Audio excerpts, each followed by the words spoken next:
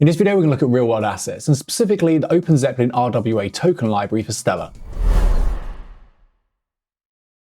Now, this token library isn't a single contract. It actually has three parts.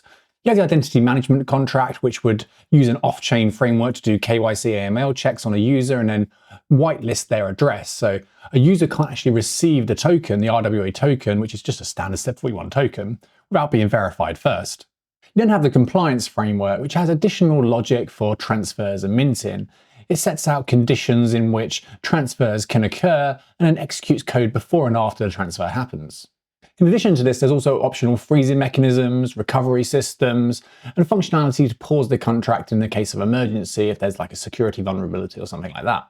Now, the beauty of this system is that you can have a single contract for identity verification and one for compliance. And then multiple digital assets and tokens can use that logic. So a user only has to do the KYC check once to use multiple tokens.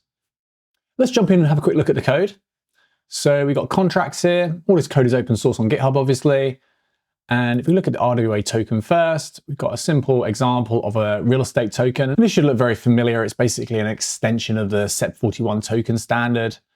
But we're passing in an admin, a manager, a compliance address, which is the contract address, and an identity verifier address, again, the contract address for that contract, and an initial supply, which is going to be minted to the admin account.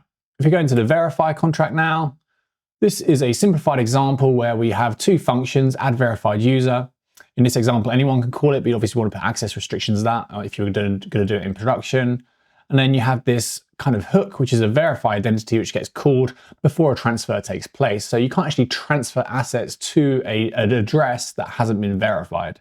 If you do try and do that, you'll hit this line here, which will panic the contract.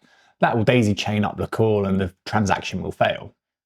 Now, if we drop into the compliance module, and we've got similar logic here, we're just simply setting up a deny list, and we can add a user to that deny list.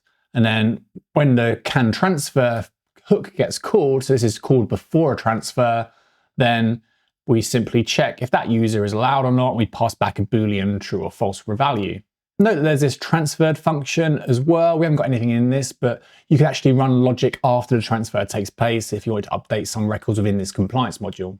If we put that all together, we can run cargo test. There's a few unit tests in here as well.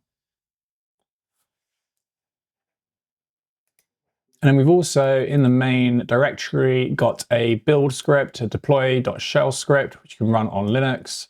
We can run that.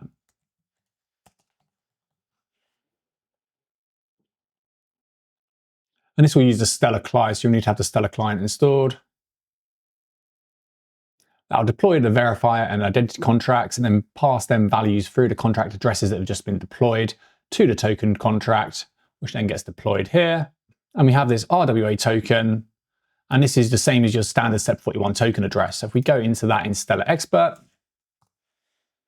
switch network to testnet, pop this contract address in, if we check out the interface, you'll see we've got all the standard SEP41 tokens here, transfer, allowance. We've also got some additional role-based account control functions to update admin accounts and things like that. If you want to learn more about deploying real-world assets on Stellar, then there's a full tutorial link in the description and more resources for developers building on the Stellar network. Thank you for watching.